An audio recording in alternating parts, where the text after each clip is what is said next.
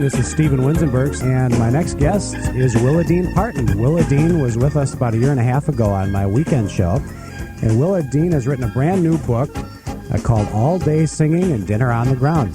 Willadeene, welcome back to WHO Radio.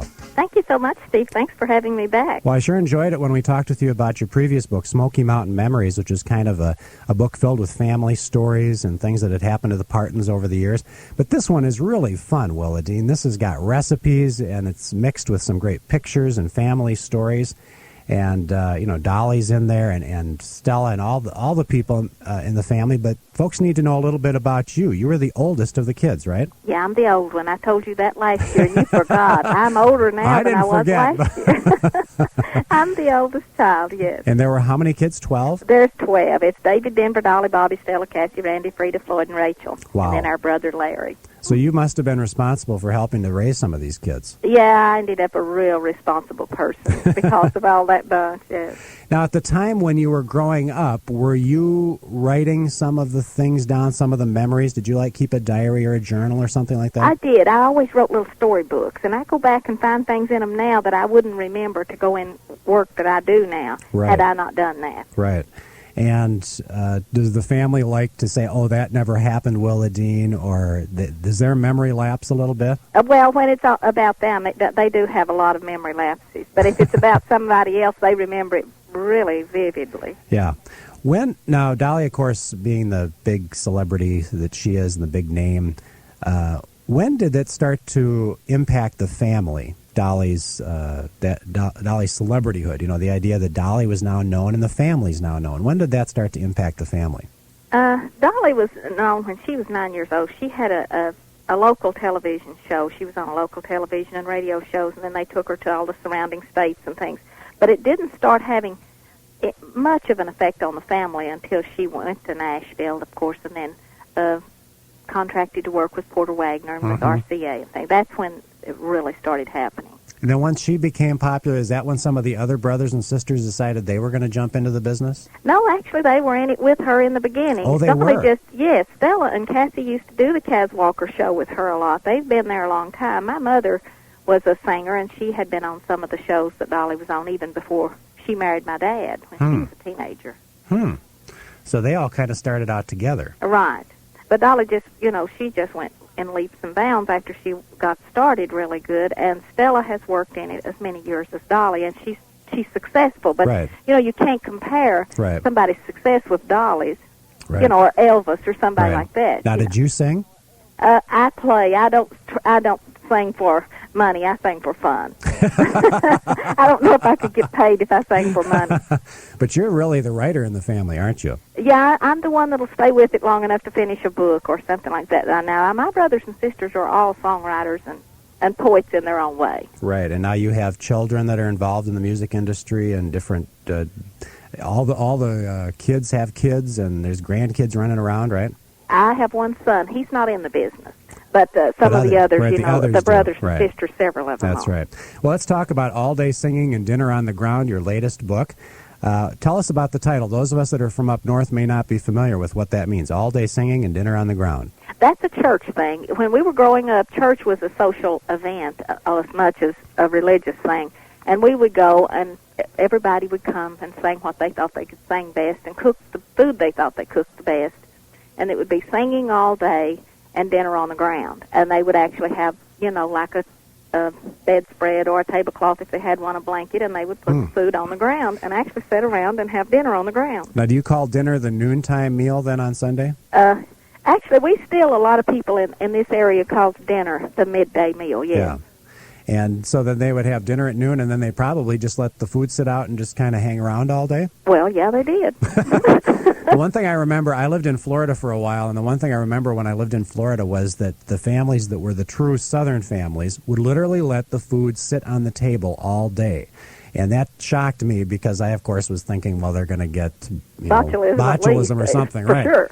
And yet they did leave it out all day, and nobody seemed to be too affected by it, right? No, we all got grown, didn't we? Went on to talk about it and tell about it. Some of the recipes in the book are really fun recipes. Others are very unusual. We've already talked this morning on the radio station about the fact that you've got fried squirrel in the book, and I'm sure you must sit around and eat that all the time, right? Yeah, right. No, we don't do that. I say in the hunting season chapter of the book, I say someone once said the reason we have wild meat is so no one will ever starve.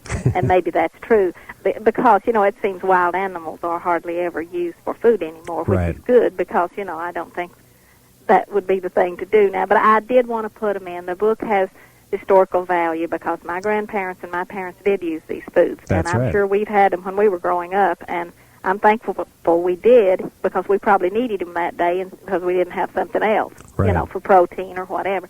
And I don't recommend leaving food sitting out all day. I need to clarify that. Right. Now, in terms of the wild animals, we've all heard the stories about the Partons that when you were young, you were very poor. We were. Mountain folk. Right. And did you really go out and have to catch wild animals and eat them? No, our father did hunt. He would squirrel hunt sometimes, and he fished a lot. But we had pork, and we always had chicken, and we had fish. So we did have meat at our house. Okay. But sometimes there would be.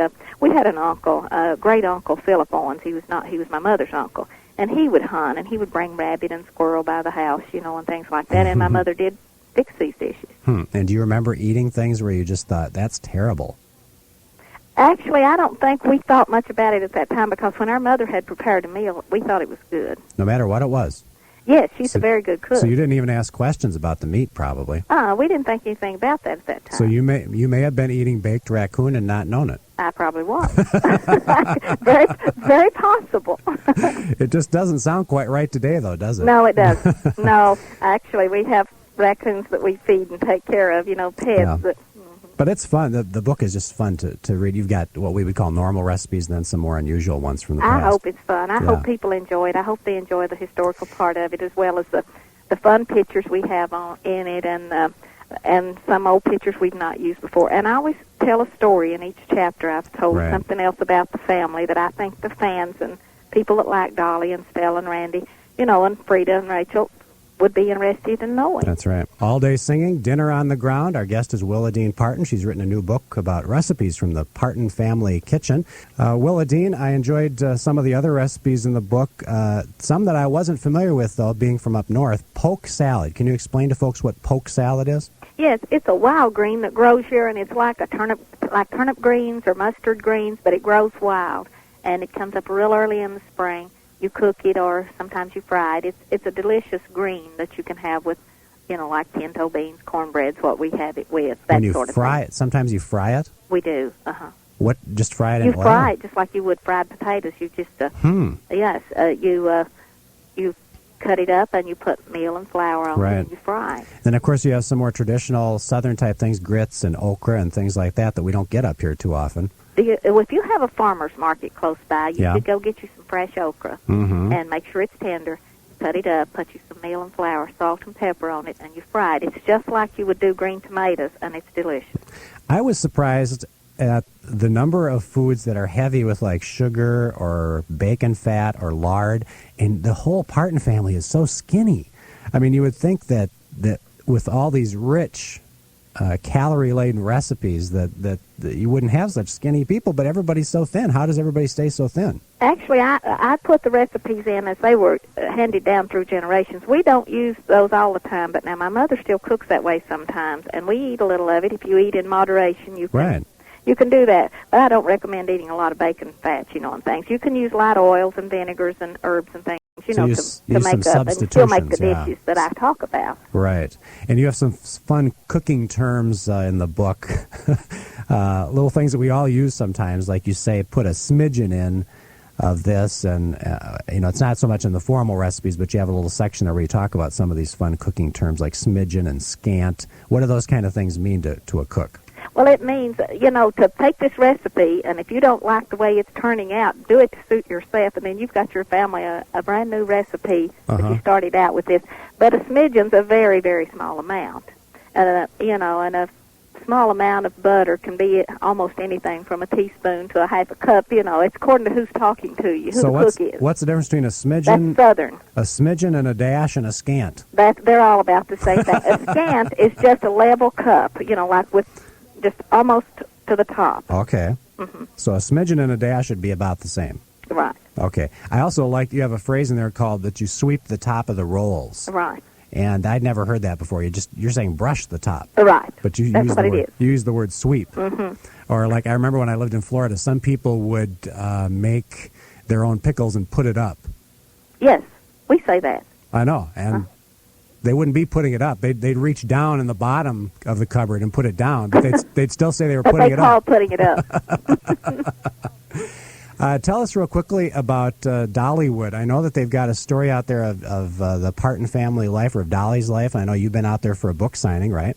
Right. I've been out there for several book signings last year and this year, and I'll be there again on the 20th of October. And that life story now that I've read in the paper about, is that the whole family story or Dolly's story or what? What is it? I don't know what you're talking about. I don't know. I know. I've read that there's some new thing out there at Dollywood where it's Dolly's family story or something. Okay, she has probably put something together, and I'm sure it will involve everybody. Something that everybody did. Yeah. I don't know what it is exactly. And do you live near there?